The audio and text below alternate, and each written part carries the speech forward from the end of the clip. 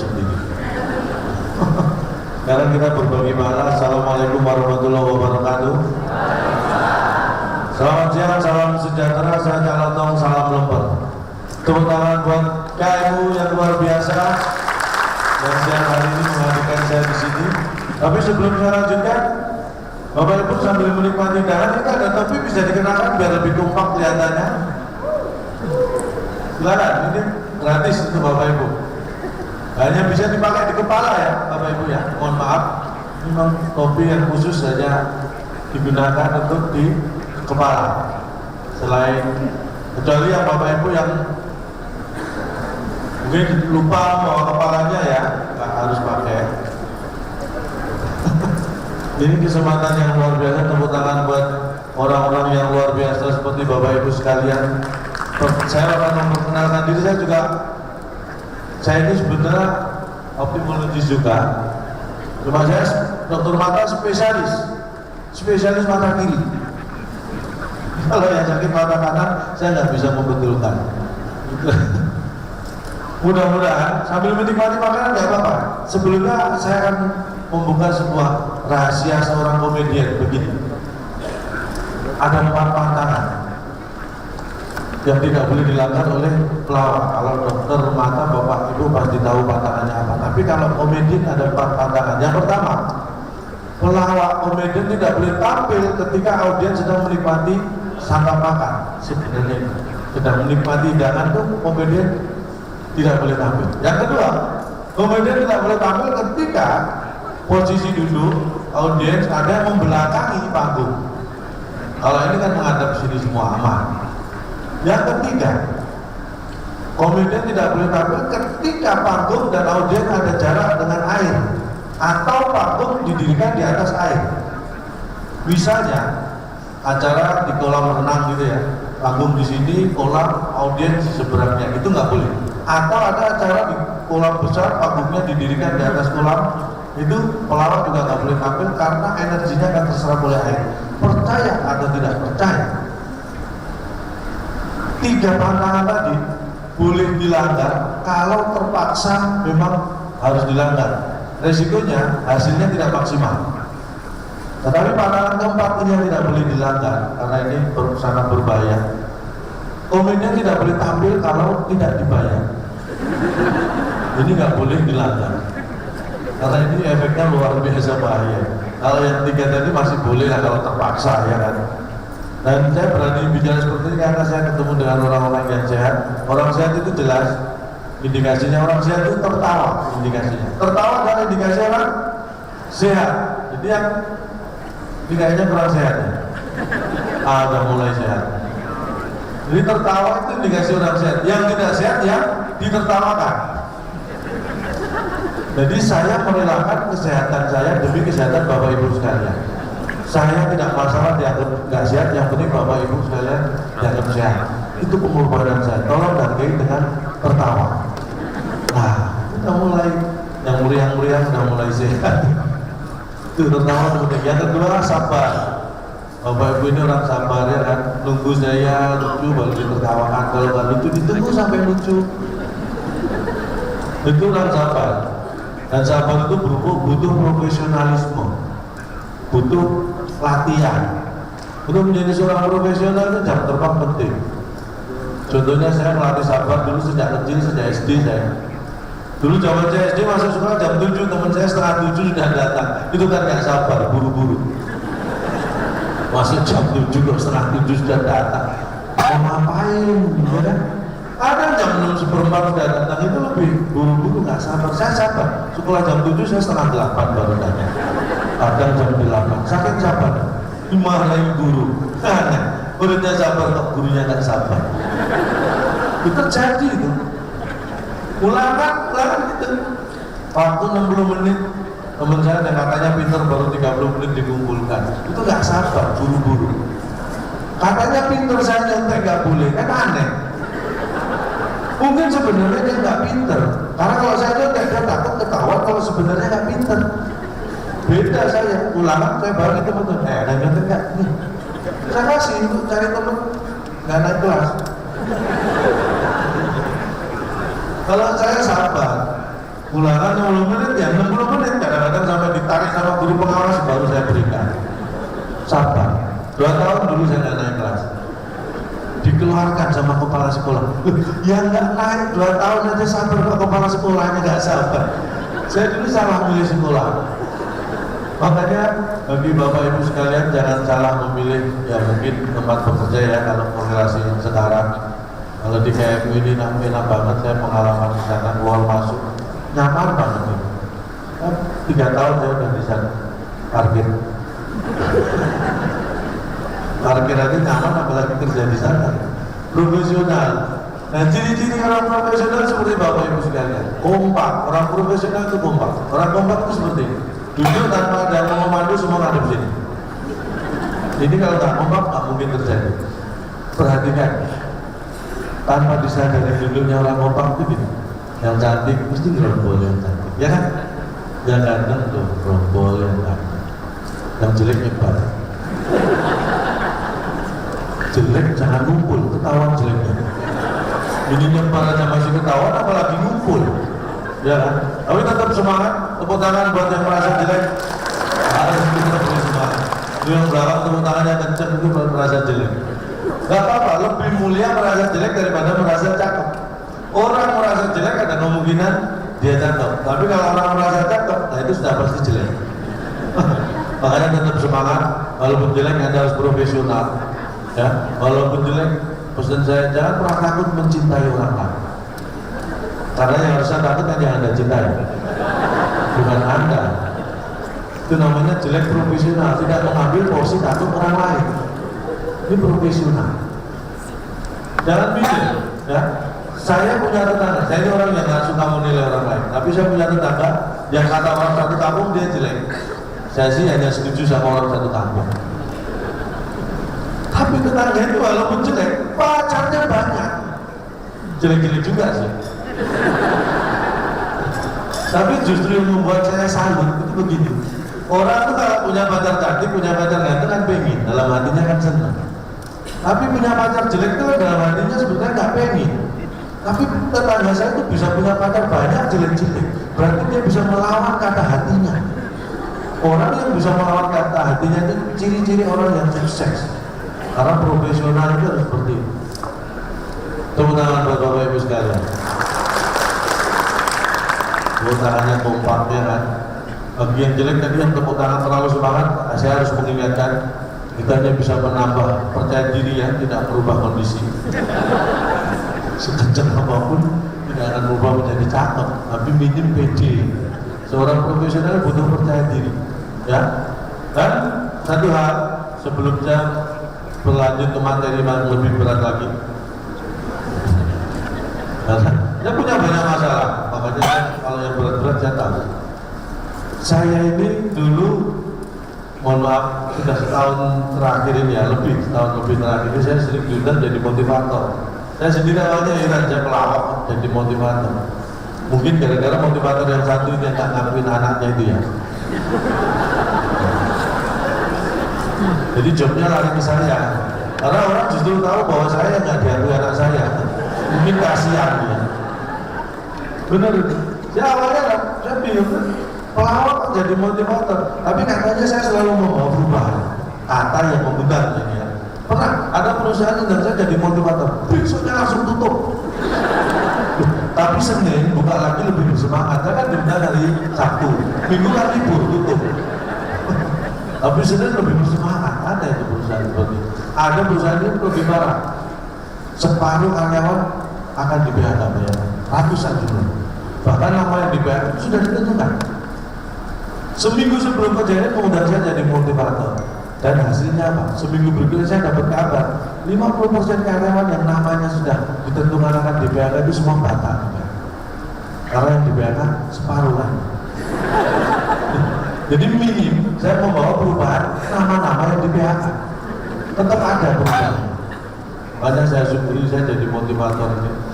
Tapi saya akan menyapa dulu yang mengundang saya ini luar biasa. Saya harus pakai kacamata karena ini yang mengundang klinik mata. Kalau yang mengundang klinik telinga mungkin saya pakai alat bantu pendengaran. Saya selalu menyesuaikan siapa yang meminta. Karena kan jelas, kalau toh tak lagi kabur.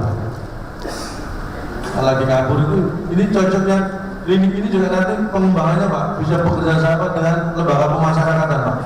Itu bisa efektif, selain sehat aman. Karena yang penghuninya itu tak lagi kabur, betah di. Loh bener.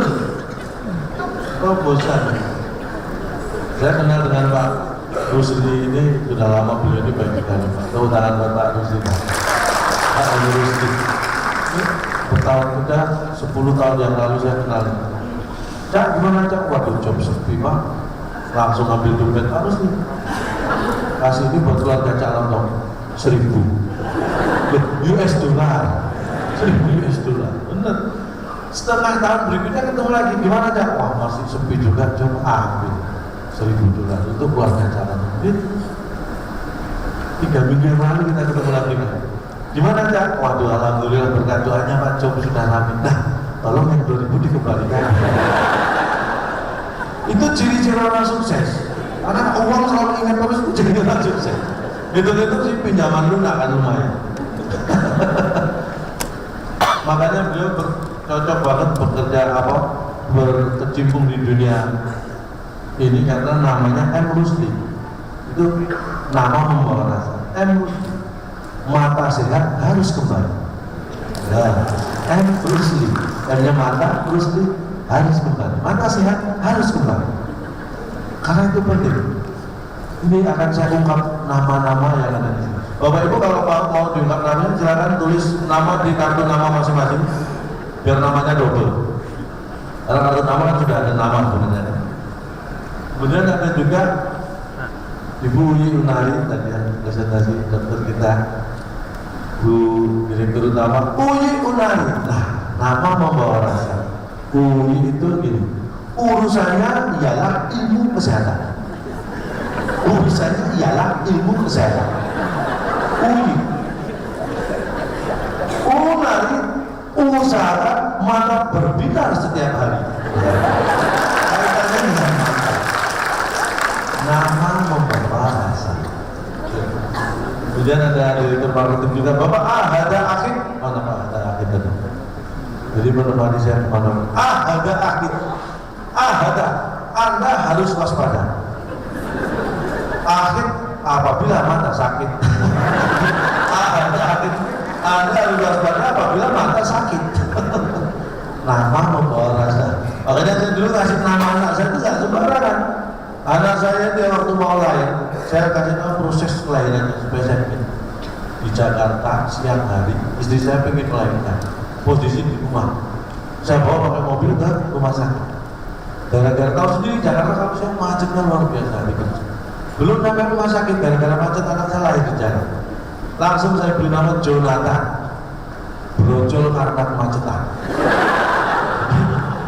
Kalau lihat anak itu ingat proses kelahiran. Itu masih mending daripada teman saya ini, karena saya memberi nama itu nama doa, jadi harus memberi nama anak itu harus bahagia. Teman saya persis proses kelahiran anaknya, cuma di Jogja teman saya. Ini ada yang dari Jogja? Banyak. Jogja sepi dong. Jadi teman saya jadi tinggalnya di Jogja, cuma proses kelahirannya istrinya tengah malam jam 12 jam 1 waktu pengen melahirkan posisi di rumah. Nah kebetulan saat itu teman saya belum punya kendaraan, jadi manggil tukang becak untuk dibawa ke rumah sakit. Jam segitu tukang becak sudah tidur semua sampai akhirnya becaknya digenjot sendiri oleh teman saya. Sama, digenjot belum sampai rumah sakit anaknya lain di jalan. Tapi karena teman saya ini capek emosi, langsung anaknya diberi nama Darwis Suhirlan. Kelihatannya keren ya, Darwis Suhirlan. Tapi artinya mutar lawis ke susu lahir yang jalan. Ini yang bahaya karena nama itu harusnya kan yang happy. Kalau kita ini jangan dikira saya diundang kayak terus singkatan saya bikin bagus-bagus. Enggak, semua nggak kebetulan. Bapak Ibu sebut garam, pasti yang terbawa rasa asin. Sebut gula yang terbawa rasa manis. Karena nama membawa rasa. Ingat kasus kopi cyanida. Beberapa tahun yang lalu kita lihat sidangnya tiap malam, hampir tiap malam sampai larut malam. Kenapa sidangnya lama berbelit-belit? Karena nama membawa rasa. Tersangkanya masih ingat siapa? Jessica, ini yang bikin sidangnya lama. Jessica, jelas kasus ini susah diterka. Anda baru tertawa setelah tahu. Korbannya kan Mirna. Kenapa Mirna menjadi korban? Nama membawa rasa. Mirna, minum racun belum pernah. Hati-hati memberi nama. Karena nama adalah doa. Kita tidak tahu akan yang terjadi di masa mendatang, makanya memberi nama adalah yang baik-baik. Tepuk tangan sekali lagi buat saya. Saya belum bisa. Itulah pentingnya, profesional. Makanya kalau saya dulu ditanya cita-cita apa sih? Cita-cita cuma sederhana, pengen kaya. Saya pengen kaya Pak Rusli itu. Kaya itu gini. Saya pengen kaya seperti orang terkaya di Indonesia saat ini, Pak. Bapak Ibu tahu orang terkaya di Indonesia saat ini. Gak pernah sombong, gak pernah makan, tapi terkaya di Indonesia. Namanya Kamiti. Bukan yang di berita itu hoax semua. Orang terkaya di Indonesia namanya Kamiti, bukan Mukidi. Dan tidak ada hubungan saudara dengan Mukidi. Kamiti. Kalau nggak percaya Bapak Ibu lihat dimanapun di seluruh Indonesia ya, ada iklan dijual apapun. Mau tanah ratusan hektar perusahaan dijual, mobil mewah, apartemen, rumah dan sebagainya. Apapun dijual, hubungi Kamiti. Nomor handphonenya aja banyak gunakan. Anda baru tahu bahwa semua itu punya Kamiti. Dan hebatnya Bapak iseng, Bapak Ibu telepon nomor itu, pasti dia nggak ngaku Kamiti. Ya saya Johan, saya selamat. Nggak pernah ya saya Kamiti padahal. Nggak pernah padahal jelas-jelas hubungi Kamiti. Dia nggak ngaku Kamiti. Kaya, nggak pernah pamer. Saya ingin seperti Kamiti. Tepuk tangan buat Kamiti. Makanya saya kecil dulu latihan jual beli. Saya itu dulu lulus SMA, saya pengen kuliah. Saya paling hormat dengan ibu saya. Orang yang paling saya hormati di dunia ini. Dan tepuk tangan buat wanita-wanita yang hadir siang hari ini. Anda adalah wanita dan ibu-ibu yang luar biasa. Makhluk paling hebat itu wanita. Kalau ada laki-laki sombong pada wanita, itu laki-laki yang belum mengerti hakikat kehidupan. Nih, saya kasih tahu. Wanita itu, makanya saya paling hormat ibu saya. Jangankan dibanding orang lain, dibanding negara lain aja. Ibu saya itu menurut saya lebih hebat. Amerika tahun 69, Bapak Ibu ingat ada astronotnya Neil Armstrong mendarat kakinya di bulan, satu orang. Seluruh dunia diberi pengumuman. Amerika sehebat itu aja masih lebay. Satu orang mendarat di bulan, seluruh dunia diberi pengumuman. Ibu saya, sejak saya kecil kalau sore pakai pakaian rapi, pakai kerudung dan tanya, Bu mau kemana? Mau 7 bulan. Ibu saya 7 bulan nggak pernah pengumuman. Berangkat habis asar, sebelum maghrib sudah balik. Padahal 7 bulan nggak terhitung berapa kali. Itu ibu saya. Sekarang Amerika ini sedang meneliti bagaimana manusia seperti kita suatu saat bisa bertahan hidup di bulan. Baru diteliti. Ibu saya sejak saya kecil sudah mengajarkan bukan hanya bertahan hidup di bulan, tapi bagaimana bisa bertahan hidup dari bulan ke bulan. Ibu saya dari bulan Januari ke Februari ke Maret sampai sekarang 47 tahun itu atas ajaran ibu saya. Hebat mana ibu saya dengan Amerika, ya kan? Saya 47 tahun, tapi karena menjaga penampilan seperti 46 Pak ya. Anda masih banyak yang di rumah 47 saya. Selisih dikit ya. Lumayan setahun itu lumayan. Makanya tepuk tangan buat ibu saya. Tadi ibu yang ada di sini. Dan sekali lagi, waktu saya mau kuliah, makanya lulus SMA saya langsung ibu saya bilang, Bu, saya mau kuliah. Ibu saya terus Udayana. Makanya saya nggak kuliah. Nggak lengkapnya gitu. Udayana, nggak usah kuliah.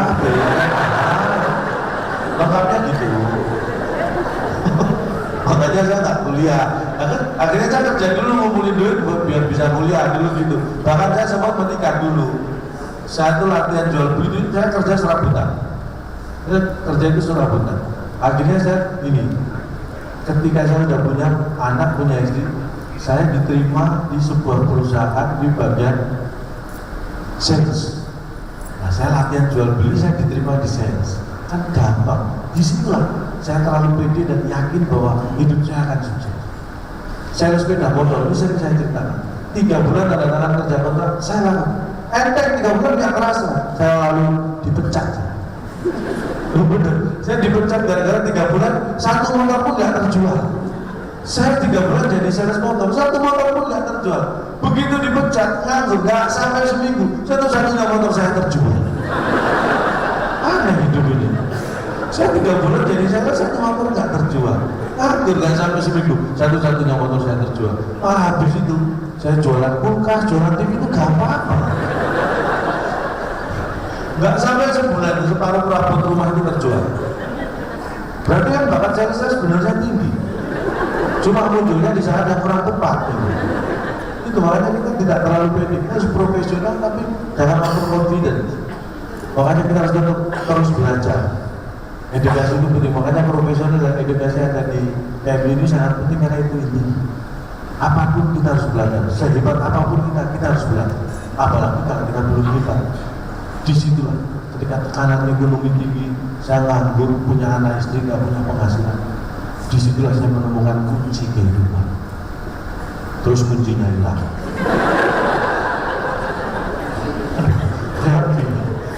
Kunci kehidupan tertinggi ternyata sederhana. Kalau ingin bahagia jangan kemana-mana, lihat diri kita sendiri. Karena bahagia itu ada dalam diri kita sendiri.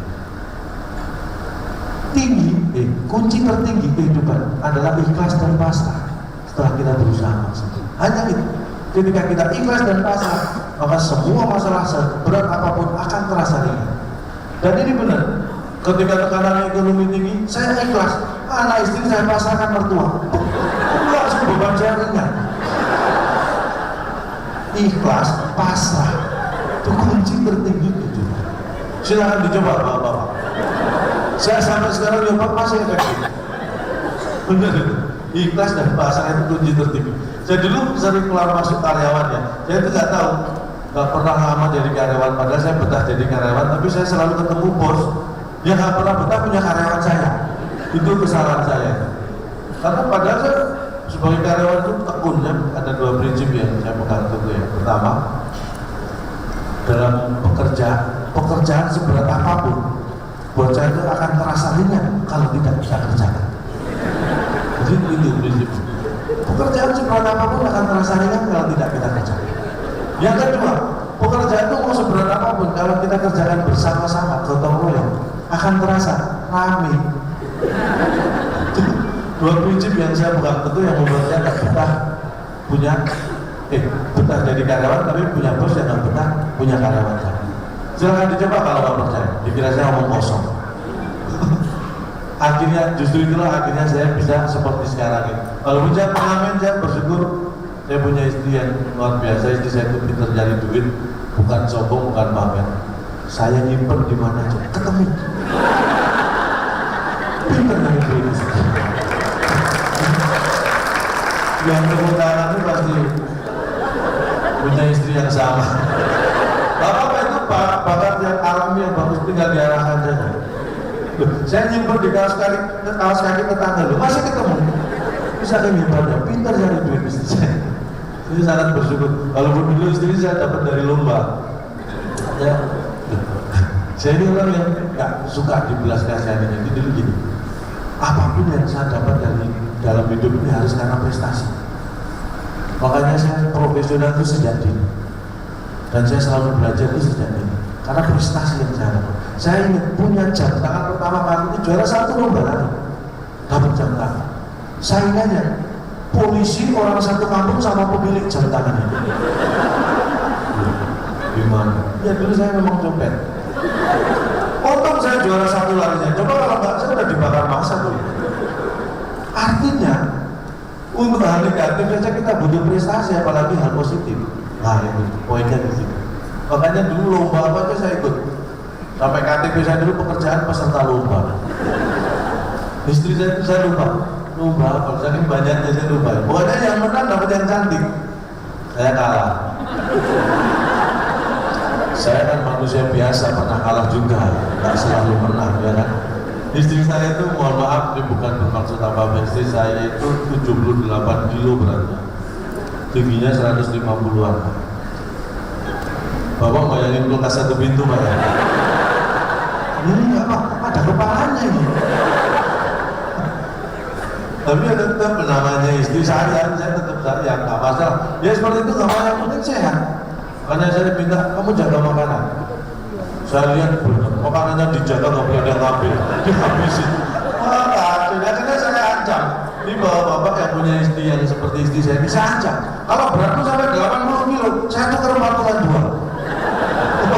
Takut istri saya. Sudah 6 bulan terakhir ini istri saya tiap hari lari 4 kilo. Sudah 6 bulan ini. Nggak tahu sampai mana sekarang. 4 kali 6 kali 30 hari 720 kilo. Arahnya kemana saya nggak tahu. Tapi itu masih penting daripada 6 bulan yang lalu istri saya itu pamit mau ikut yoga. Saya larang terus yoga aja pekerjaannya nggak jelas. Istri mau ikut mau jadi apa? Jadi bapak-bapak kalau istrinya pamit mau ikut yoga tolong diselidiki dulu latar belakangnya yoga. Jangan sampai anak istri kita salah pergaulan. Mending lari 6 km tiap hari. Itu luar biasa. Tepuk tangan buat istri saya. Tapi saya sayang. Bener, sama istri saya sayang. Kalau bapak ibu suatu saat ketemu saya jalan-jalan di mall sama istri, lihat, mesti saya tanya, nggak pernah saya lepas. Karena kalau saya lepas cuma belajar nggak karuan. Keluar itu. Kalau pulang di parkiran baru saya lepas, karena biasanya yang apa parkir mobil kan istri. Jadi saya tinggal ngikut. Tapi saya benar, saya sayang sama istri.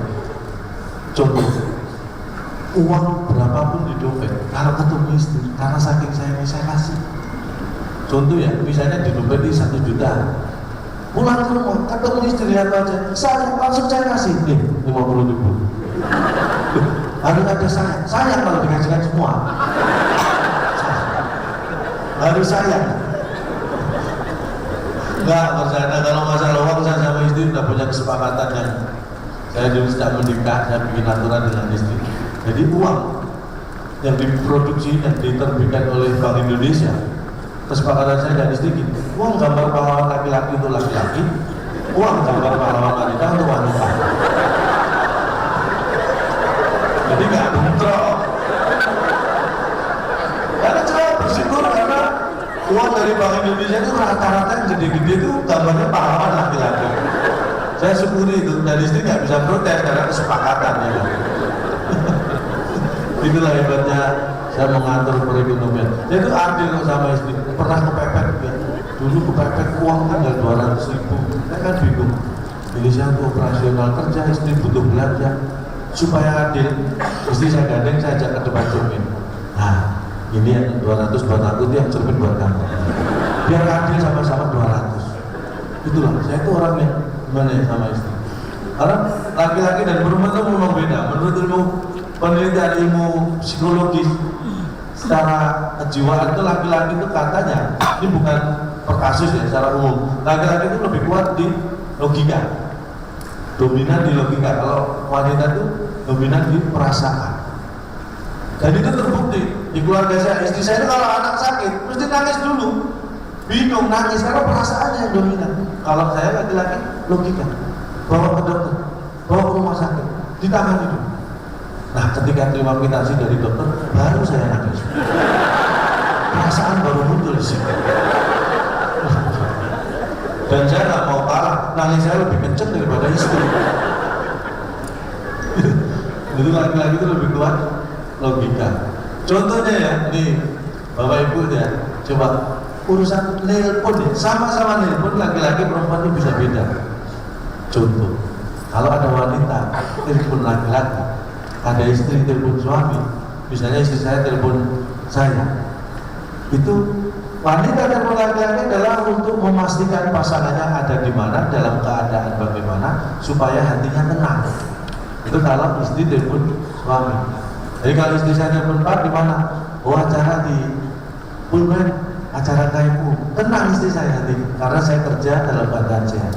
Tapi kalau laki-laki telepon wanita, suami telepon istri, itu tujuannya sama supaya hatinya tenang.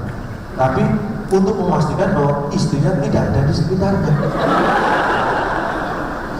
Ini contoh. Kalau saya telepon istri, Pak di mana? Di Pulpen, Pak. Ayo pindah yuk, istri saya di sini. Tapi kalau maaf di mana, Pak? Di rumah, Pak. Ah, tenang, istri jauh di rumah. supaya tenang, sama. Di bapak yang ketawa sama Pak ya? Tenang, saya akan berintik sebagaimana nanti itu natural. Saya akan kasih tip bagaimana menghilangkan ya, mini menutupi lah kalau diundang lagi ya. Kasih tips itulah pentingnya. Makanya saya katakan bahwa kita harus profesional, kita edukasi itu penting. Senior junior saling menghargai itu sangat penting. Senior junior saling memberi masukan itu sangat penting. Manusia tidak luput dari salah. Saya sebagai kepala keluarga, saya selalu menghormati anggota keluarga saya. Contohnya seperti itu. Saya itu demokratis sama anak, saya nggak pernah. Walaupun saya marah, saya bentak. Bicara kasar sama anak nggak pernah. Kalau saya marah cukup melotot, anak sudah tahu. Ya tangannya dikit. Tapi nggak pernah saya bicara kasar. Itu yang penting. Anak saya itu menghargai banget. Makanya anak saya itu lucu. Yang kecil, yang cewek, Pak, aku mau belajar lempar koin. Oke, saya demokratis. Kalau gambar, aku tidur Pak. Ya nggak apa-apa. Kalau angka, aku main-main Pak. Terus kamu belajarnya kapan? Kalau koinnya berdiri Pak. Bener, anak saya nggak pernah belajar. 2 tahun akhirnya dia nggak naik kelas. Sama, seperti saya. Akhirnya dia sadar kalau nggak belajar nggak pinter. Kalau nggak pinter nggak naik kelas. Sekarang jam 6 sore sampai jam 9 malam dia nggak pernah yang namanya nonton TV. Belajar, kan TV sudah saya jual.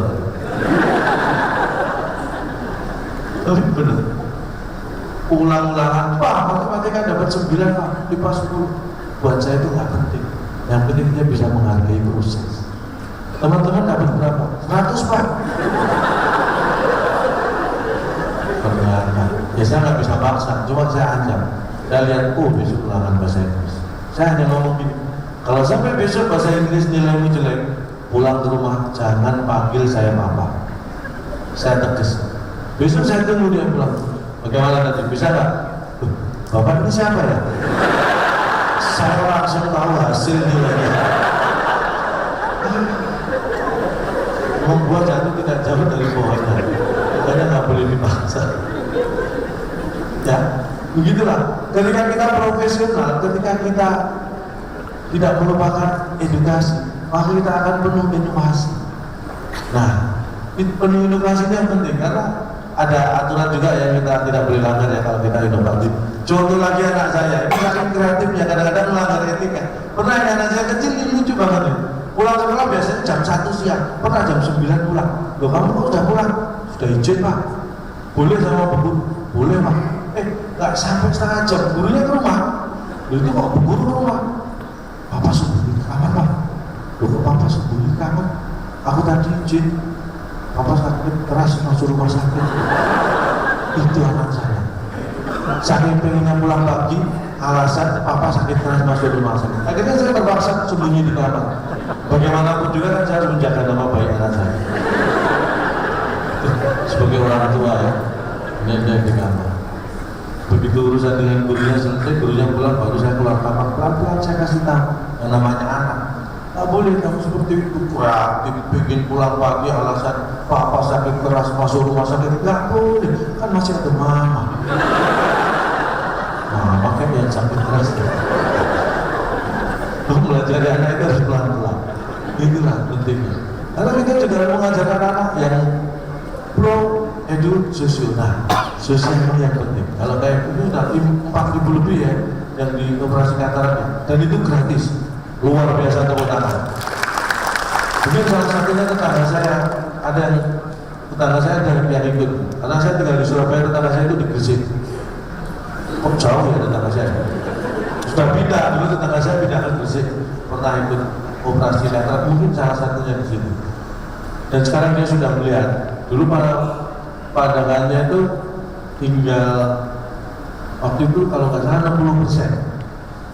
Awalnya saya tanya, kok berapa? Awalnya 75% saya tanya. Terus yang 25% biasa Mas, yang 25% untuk manajemen. Mantap. Memang kalau artis belum biasanya potongan 25% untuk manajemen. Nah, ini pandangan mata ya hanya 75%, yang 25% untuk manajemen. Untung mungkin sudah tertolong. Saya mau cerita apa? Anak saya. Ini benar. Saya melatih anak saya itu untuk tidak apa ya? Seperti yang saya katakan, berapapun kamu punya, kalau bisa kamu menolong orang, karena tangan di atas itu lebih baik daripada tangan di bawah. Makanya saya tidak mau, sampai saya mau mengajarkan sampai SMP anak saya itu nggak saya belikan handphone. Karena kalau saya belikan handphone saya takut terganggu. Yang kedua, saya ingin mengajarkan pada dia bahwa untuk mendapatkan sesuatu harus berjuang. Tapi pernah suatu hari saya lihat dia pulang bawa handphone. Sebagai orang tua saya merasa emosi. Kamu kok bisa pulang bawa handphone dari mana? Itu handphone teman Mas. Iya Pak. Handphonenya siapa? Handphonenya Rina. Rina itu duduknya di depan. Kenapa kamu mau ambil handphonenya Rina? Emosi. Habis handphonenya Budi jelek Pak. Budi yang duduk sebelah. Apa nggak tambah emosinya? Kamu itu ya, kalau bisa dua-duanya, kenapa hanya satu? Namanya kenakalan anak-anak ya. Yang Jawa itu yang itu ke masjid itu ya. Dulu zaman terawih, pulang bawa sendal, apa enggak keselin? Pulang mesti bawa sendal orang. Saya orang tua kan marah, saya emosi, kamu itu gimana sih? Udah bulan puasa pulang bawa sendal, papa kan butuh sepatu. Kadang-kadang orang tua itu, ini waktu saya sampai jam berapa? Hah? Masih lama? Ini masih coba bunuh pelawak. Nah, ini untuk menghibur saya punya satu teman, jangan dilihat orangnya, karena orangnya biasa, sederhana, bahkan sangat sederhana, tapi bukan ini. Ini Presiden Korea Utara, Kim Jong Un. Ini dia, Pak, hati-hati jangan pakai percobaan nuklir terus ya, bahaya itu. Ini Mas Tato namanya, tepuk tangan buat Mas Tato. Jangan bilang orangnya sederhana, tapi prestasinya yang membuat saya kagum. Karena Mas Tato akhir tahun ini, pertengahan Desember nanti akan dikirim ke Spanyol mewakili Indonesia. Ya, kita doakan Mas Tato kemana? Ke Madrid. Karena Mas Tato mau diadu dengan Bandeng di sana. Cak ini di depan dokter-dokter dan saya ke sana nyanyi ya. Oh, yang pikir diadu Bandeng. Makanya saya hadir di sini karena beliau ini Pak Ed Rusli. Pak Rusli. Nah, buat saya bukan orang asing ya beliaunya. Akrab Pak? Bukan, beliau orang Indonesia, bukan orang asing. Kalau itu semua tahu beliau orang Indonesia. Makanya saya kagum beliau sejak dulu ya. Saya benar-benar kagum saya. Makanya punya anak. Ngefans Pak. Cita-cita dari dulu punya anak saya kasih nama Ed Rusli. Oh, yes.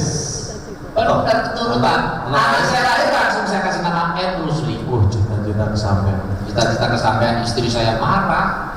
Kenapa dikasih nama Ed Rusli? Wah, kamu nggak tahu beliau siapa? Suruh browsing lihat. Browsing siapa sih? Oh, iya, aduh, istrimu nggak ngerti. Anak kita kan cewek Pak. Wah, kalau ini kamu yang nekat toh, kamu yang nggak ngerti. Nama itu kan ada cocok untuk laki-laki, cocok untuk wanita, jangan dipaksa. Nama beliau harus nggak boleh hilang, makanya nama cewek saya tambah. Siapa? Siti. Terus sekarang? Siti Ed Rusli namanya. Ini kalau didengar kayak anaknya Pak Rusli, bukan anakku toh. Nama aku kok nggak ada sama sekali. Beliau ini kenapa saya kagum beliau? Kenapa? Beliau ini figur bahagia yang patut kita contoh. Orang bahagia seperti beliau ya. Kelihatan. Ada indikasinya orang bahagia. Indikasi orang bahagia apa? Istrinya cantik, anaknya lucu-lucu, pasti bahagia. Oh, terlihat. Bener. Kalau misalnya nggak bahagia, anaknya yang cantik, istrinya yang lucu-lucu, itu kan bahagia. Iya. Itu namanya industri, home industry itu. Industri rumah tangga. Oh, bagus. Bagus apa? Di Jakarta punya rumah tangga, di Surabaya punya rumah tangga. Itu bukan industri rumah tangga, itu doyan kawin ya. Cara nemuin bahagia. Apa cara? 4 syarat penuhin. Nah, ini masih ada yang jomblo nggak ini? Ada. Ada lah. Ini yang jomblo setelah acara ini saya doakan cepat nemu jodoh ya. Tapi namanya orang bertanggung jawab, nemu tolong dikembalikan ke yang punya. Itu nemu bohong. Namanya nemu berarti punya orang. Coba. Bahagia. 4 syarat nih bagi yang jomblo. Rumah tangga bahagia. Syarat pertama. Carilah wanita yang soleha. Syukur-syukur mandiri. Cocok. Syarat kedua. Carilah wanita yang benar-benar mencintai suami. Pas. Syarat ketiga. Carilah wanita yang pintar ngurus anak. Oh iya. Yang terakhir keempat. Nah, misalkan ketiga-tiganya jangan saling mengenal ini.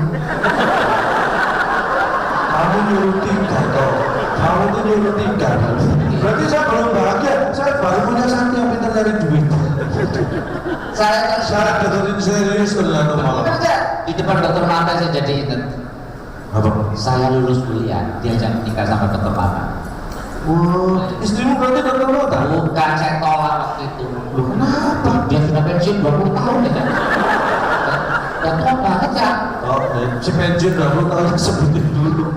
Oh, Istri itu penting, istri itu pasangan hidup kita sejak menikah sampai akhir hayat. itu betul. Kalau ada salah pilih bahaya. Benar sekali. Saya ini menikah 3 kali, mohon maaf ini pengalaman yang harus saya share.